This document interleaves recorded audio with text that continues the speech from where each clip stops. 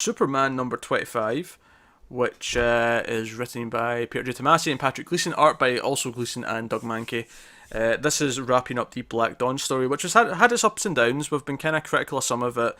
It kind of found itself a little bit again last issue, but was still not amazing. And I think this issue for me kind of encapsulates the entire arc, where there's some nice moments that I really like, especially at the end.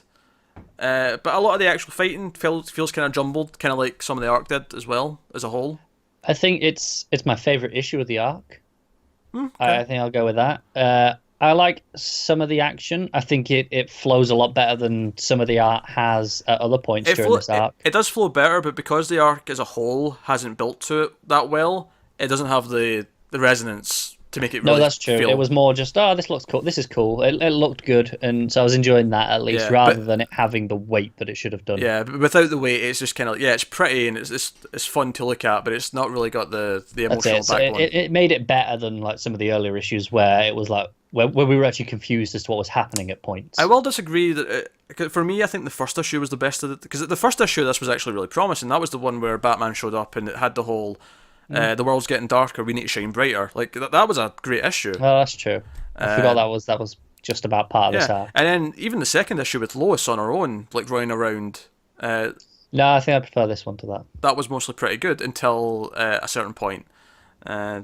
So no, I would say it started much stronger, but then it had that issue in the middle that just drug it right down, and then last issue was better but not great, and then this one kind of follows that kind of same pattern, kind of going up the way, but with sort of because Lois does show up eventually in this issue, and she's the one who talks John down, because John's being controlled by Manchester Black, and he's fighting Superman, and he's got more powers under his control because it's sort of tapping him into all of his powers, and he's flying and everything else.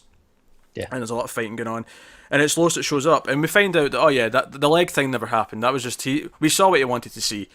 So exactly what we said it was, basically. Exactly what we said it was, and much like I think I said at the time, it feels just kind of meaningless and cheap as a result, because it didn't feel like they set it up properly. So now to fix it, all they've done is have her come out and say, "Oh yeah, we just saw what you wanted us to see, and that's it." Yeah, I was hoping they'd play it a bit better than that, because obviously we were expecting that's what it was, but I just hoped that they'd deal with it better, and ultimately it does just feel like, okay, it was just for the... I mean, we know it was just for the shock value anyway, but I thought they'd work it in a bit nicer. Yeah. It's disappointing. Whereas it's very transparent now. I think I'm more disappointed with it now after this issue than I was at the time, because at the time I was very open-minded. I was like, all right, I'm going to see what they do with it. But they never really did anything with it. That's actually the correct response to that. They did nothing with it. It just it just happened, and then it didn't happen. Then they just explained. They just explained why there's no effects of it, and that's it. Move on. Yeah. Move on with your life. Yeah. Obviously, one of the interesting parts is the alien ship, which these aliens that are in Hamilton came down on. Their reactor goes at one point, and it hits Superman, and we get this weird kind of like what happened in Nightwing with that blade that gave us like these multiple visions of the future. This gave us this weird vision of the future where we see Damian Batman, and we see for the first time though, we see what appears to be John as Superman with I forgot her name again. Kathy, thank you. With adult Kathy, presumably his wife or whatever. That's the assumption. Yeah, they're stood together like that. Yeah, which is exciting. Which is cool. I think. Much like I've said about a lot of this arc, I'm liking more about what it's setting up going for, because it sets up that Kathy's still going to be around, she's still going to be a permanent player in John's life, and if anything, they're actually closer now because she's also an alien, so they kind of relate on a different level. They also work together because like she can channel his power to make her stronger, and they sort of bond, and they kind of explain that's why they had the whole tree incident, is because he wasn't expecting it the first time they touched. It wasn't just a hormone. I mean, I'm sure hormones played a part, but it wasn't just that. There was an actual science fiction-y thing going on as well. And then the other aliens, the current elite that Black was working with, basically decided, yeah, we kind of messed up, and this is still our home, we want to help defend it, give us a chance, Superman, to prove ourselves, and they go back to running the town, but now Superman knows about it, gives them a chance. Yeah, they kind of sound like, they make it sound like they were coerced into it, like they didn't really have a choice. Yeah, and we kind of saw that as well, when Black kind of forced them into accepting the deal to save them. Yeah. So it makes sense.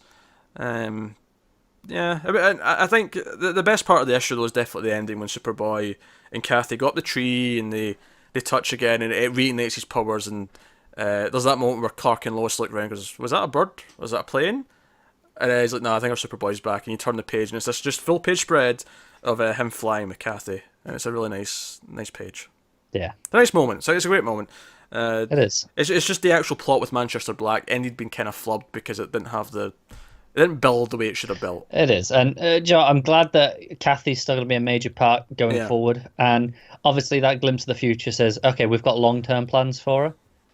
I'm a little bit sad we'll never actually get to see that because, we never will. But, man, I'd love it if just at some point down, a couple of years into Rebirth, we just go, do you know what, we're gonna do this. And we'll have Damian Batman and John Superman for a while at least and show us that world. Yeah, even if it's just like a Super Sons kind of right. Super Sons is going to jump ahead 20 years. Yeah, because I mean, we never really get to see it, do we? We get glimpses here and there, but we never get. No, let's have some stories set with them. Yeah. And the funny thing is I wouldn't even want to jump straight there. If we were going to do the whole universe like that, I'd be like, no, I want the time when like Dick's leading the Justice League first. I want to go through that phase before we get to. Yeah, that's it. Like the problem is, obviously, we've only just got Clark back, and I don't want to just say, I want to get rid of him and see this, but because of course we don't. Of course, but the thing is, at some point, I would like him have to maybe he decides to step down and pass the mantle to John. Like he doesn't have to die or whatever. You don't have to do that. You could just go, no, you can take on the legacy. Yeah, maybe somehow Clark loses his powers or something. And that's why it happens. So he has to just sort of accept that he is now spiritually Jonathan Kent, and just he has to be that in his son's life. Yeah. Also, I love in John's Superman costume that he's taken inspiration from Damian, and he's got a collar. Huh? You're right. Yeah. Because it's a very similar. It's smaller, but it's a similar style collar to what Damian's got on his batsuit. Yeah, that's fair. Yeah, that's kind of, and there's a sort of joke ending. We find out when they blasted Manchester Black together, his consciousness ended up in a cow. So he's in a cow, and he's trying to control some kids, but the kids kind of snap out of it and like, what the hell are we doing with this cow? And they end up just flipping it over, and that's kind of the joke ending of the. I love how they give the cow the cigarette. Just the image of the cow with the cigarette is fantastic. Yeah, it's a fun little ending. I mean, the arc as a whole. It's kind of disappointing, which is a shame, but they did have some moments in there that were really nice at the start and the end of it. That's it. It's something that is a typical rule of storytelling. If you start strong and end strong, the middle doesn't actually matter as much, especially later on when you read this as a whole. It's a bit different when we read it fractured bit by bit. I think as a general rule, you remember the start and end much more than you do the middle. I think in this case, I'll disagree with that. Because I feel like it actually hurts the impact of the ending. Like the entire final conflict was just kind of shallow to me because I didn't care. Yeah. That I think that rule only works when the middle's still good enough to make you care about what's coming at the end. Perhaps. But I think if I look back at this, I'm gonna think of these final few pages, and go, yeah, that had a really great ending. Nah, I'll remember the bits I didn't like more. Like. I actually kind of disagree with that statement now that I'm thinking about it. I often find the journey's usually better than the destination.